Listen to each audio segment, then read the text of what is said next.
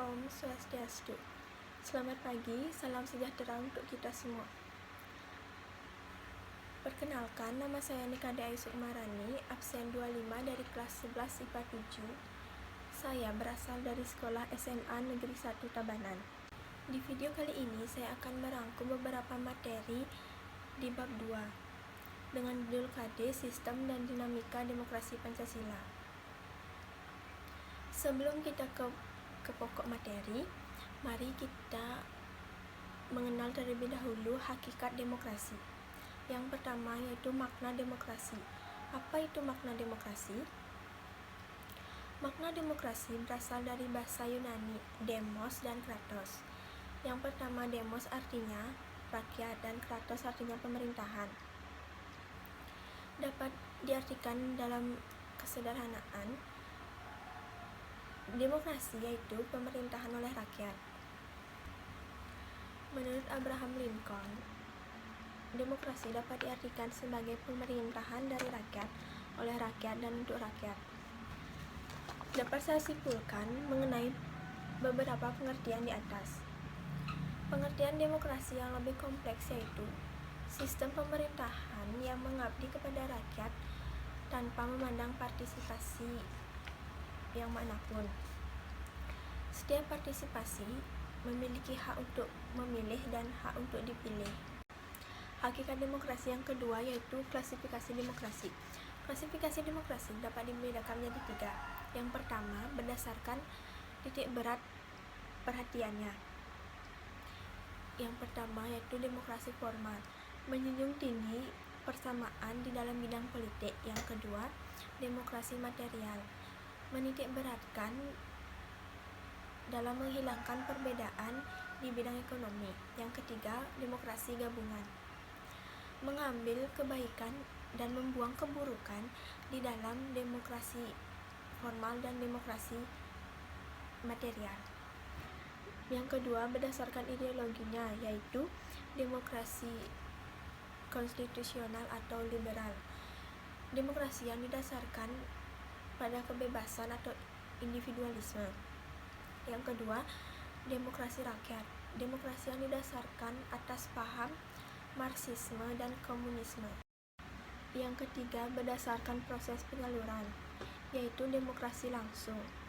Demokrasi langsung mengikut sertakan warga negara dalam penentuan kebijakan umum. Yang kedua, demokrasi tak langsung, demokrasi berdasarkan sistem perwakilan. Dan materi yang kedua yaitu dinamika penerapan demokrasi Pancasila. Di dalam negara, demokrasi dapat diukur berdasarkan asas, ciri-ciri, dan prinsip-prinsip yang universal. Adapun asas-asas demokrasi, yang pertama, pengakuan partisipasi rakyat dalam pemerintahan, yaitu jaminan untuk rakyat dalam berpartisipasi untuk penentuan kebijakan umum. Yang kedua, pengakuan terhadap harkat dan martabat manusia, yaitu jaminan untuk hak asasi manusia yang terdapat dalam pasal 27-34 Undang-Undang Dasar 1945. Adapun ciri-ciri demokrasi Pancasila, yang pertama, kedaulatan ada di tangan rakyat. Yang kedua, selalu berdasarkan kekeluargaan dan gotong royong.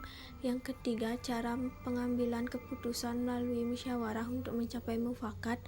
Dan yang keempat, tidak menganut sistem monopartai. Yang kelima, diakui adanya keselarasan antara hak dan kewajiban.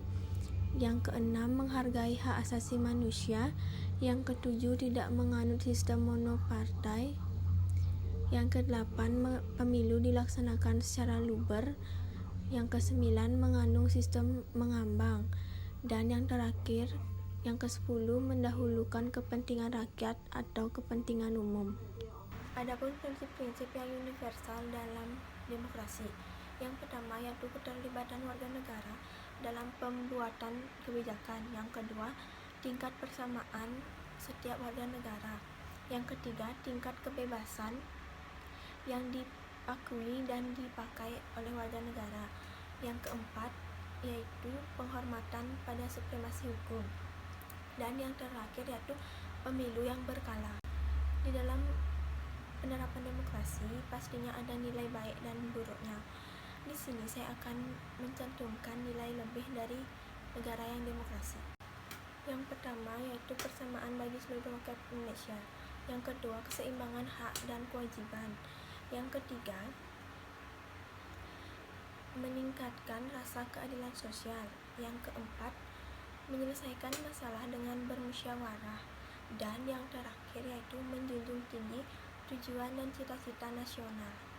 Sekian materi yang bisa saya presentasikan dalam bab 2. Jika ada kesalahan kata, saya mohon maaf sebesar-besarnya. Terima kasih. Om Santi Santi Santi Om.